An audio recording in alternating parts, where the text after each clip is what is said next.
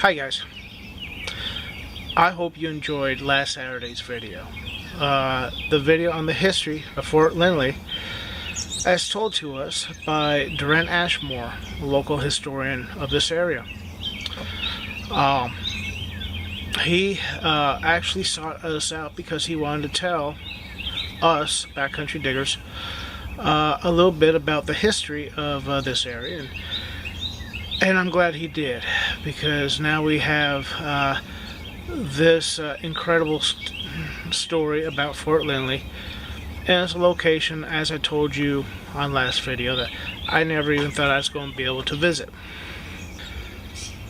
Now, this video is not so much about the history, but more about the walk around we did after Durant gave us his little lecture. And we could see a few more of the signs and the sights of the fort. So I hope you enjoy this. It might be a little disconjointed, you're not understanding what's going on, but I'm going to try my best to lay it out for you and give you an overall picture of what's happening. So here we go. Parts of this video has been redacted for the privacy of the landowners, as well as keeping the actual location of the fort secret. The first time I ever heard about Fort Lindley, Tom Hawkins told me about it. He actually told me that a fella named Roy Christie was the one that discovered it. So, what do you know? He took me out to meet Roy Christie. I understand you got some pretty good information about history around this area too. Well, yeah, I found Fort Lindley. You found Fort Lindley? Yeah, I found the Fort Lindley site. Now, the way Roy Christie discovered Fort Lindley was off of an old map he discovered. It's now known as the Kaiser Helm map. Well, there's a spot on that map that was labeled Old Fort, and that was it. So, old Roy Christie got out with his metal detector and started looking for it. Sure enough, he found the old fort. Well, that was pretty much it. We knew about Fort Lindley. We had a good idea about where it was located, based on where the historical marker was along the road. And it would come up in conversation once in a while. But I never thought I would get a chance to visit it until this year, 2019. Enter Durant Ashmore. Durant took Tracy Van Sciver and myself around the defensive trenches that were barely visible anymore. At one time, these trenches probably had palisades set up to use as defense against the enemy. The trench goes that way and this way. Yeah. And it looks like a trail. And do we know what this was? Is that a chimney? I have a theory, and I'm going to show you this other pile of rocks. Okay. I mean, this is a supposition. I think this may have been the entrance, because we have this pile of rocks right here and another pile of rocks over there. The name of the road that this faces is, for whatever that's worth. Plus there is a secondary trench that originates at this point and goes to the north side of this fort. So what I'm supposing is that these rocks could have been defensive strongholds, part of what would have been referred to as gabions, which was a defensive structure that the Romans used all the way through, and we're still using these to this day in Afghanistan. But if there was a circle of cedars or pines or something like that, and these rocks were piled into the center of that, that would have created an elevated shooting platform, for instance.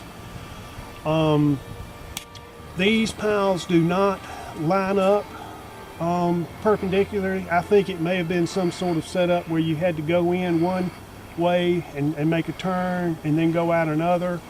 And the location of these possible gabions would have meant that, you know, you would have had to face fire from different locations if this was the gate and you had to charge into this area.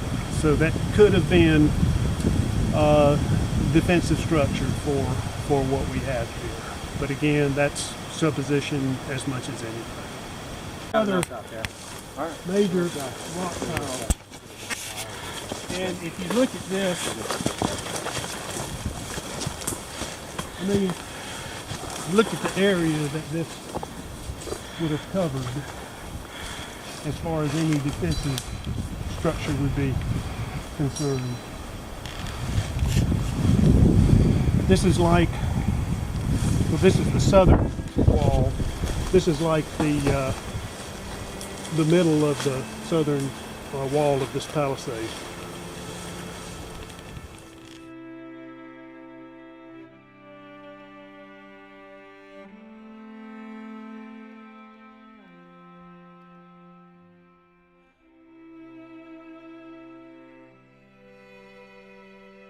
This is a potential trench here, a covered way to a spring, which is at the bottom of that hill there, a pristine flowing spring that has probably been flowing for thousands of years. But two features that Revolutionary War forts had was, one, they would be on tops of hills with a 360-degree view all the way around, and the other would be that they would be close to water. Now at the Star Fort, for instance, they had what was called a covered way that led from the fort to Spring Creek, which was the water supply for 96. And this could have very well been a covered way going down to the spring at the bottom of that hill. Like that, but this is the pit. That's all the bigger it was, huh? Well, 250 years ago it was probably bigger than that. I'm sure. But we don't know what it was for. Was it a root cellar? Was it where ammunition was stored?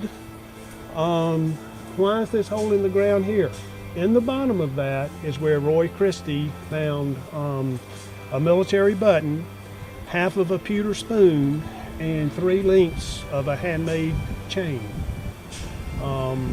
But other than that, there's no explanation for what's happening with this hole in the ground.